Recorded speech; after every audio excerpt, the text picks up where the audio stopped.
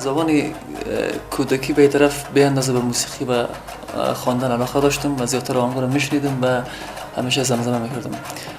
شوق علاقه واقعا داشتم به موسیقی که باید یک روزی به موسیقی و هنر دست پیدا کنم.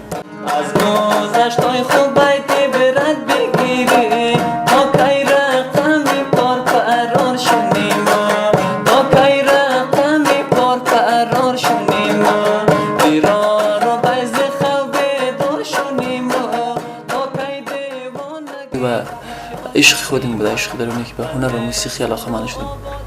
دونی میهن و پشت هم دیگه قطار شدیم.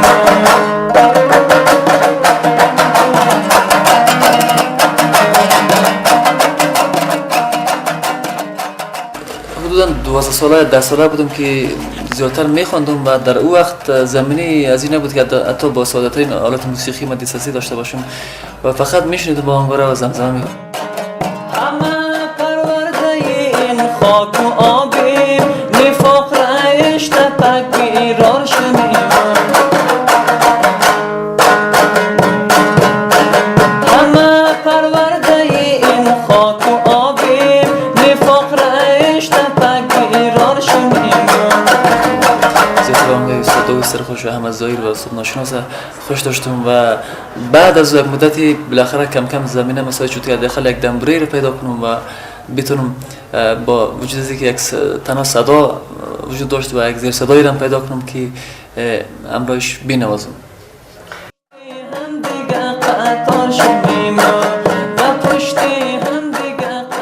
چیزی اصل یک بحثی که میگن زمانی که زبان از گفتن میمونه طبعا هنر به وجود میاد.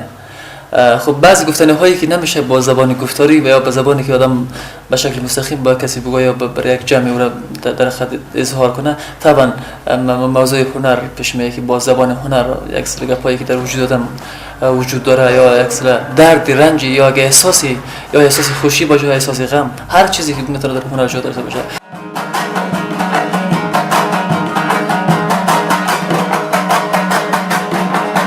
دو چشمانی قشنگ تو روزویم دو ابرویت لالی ماهی کویم ای ای دو ابرویت لالی ماهی کویم.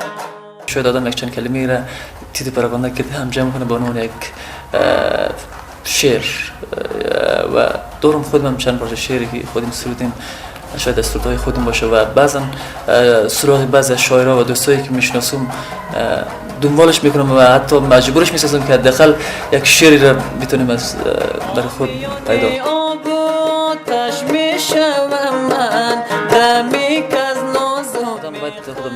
برابر کنم. من فکر میکنم خب مشکلات ها و چالش های فراروی خیلی کسا وجود داره ولی من به این نظر هستم که اگر هر قدر مشکلم به سراغ ما بیام باز هم با مو امکاناتی که در دست دارم باید موسیقی رو و راه موسیقی را نمانم که از من دور شود و باید در همراه من باشه و مرا همراهی کنه. سر شب تا سحر بدارم مرشد سر و پا هر کن در رفتارم مرشد ای های سر و پا هر کن در رفتارم مرشد.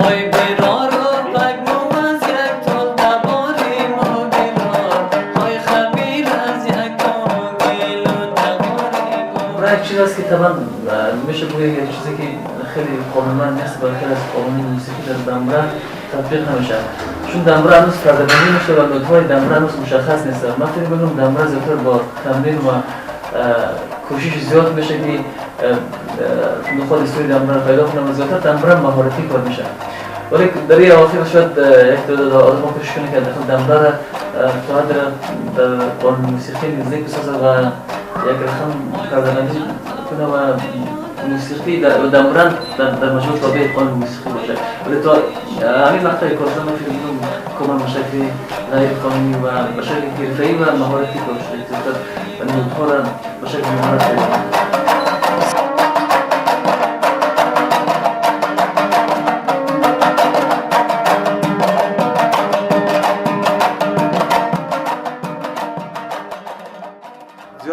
مردم نمیکنه کار. مثلا دنبره با هارمونیا یک جای میکنن، کارا کسی نمیکنه. ما هم تقریبا با هم دیگر اگر مورد علاقه مردم شد که یکان کارا میکنه.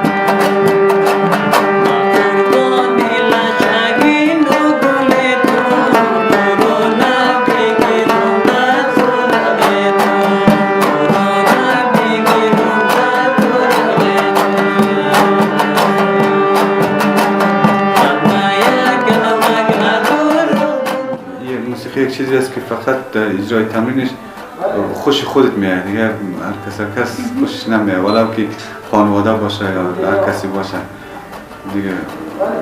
تقریبا شکل جواری رقم گفتیم باید گوشه انتخاب کنیم.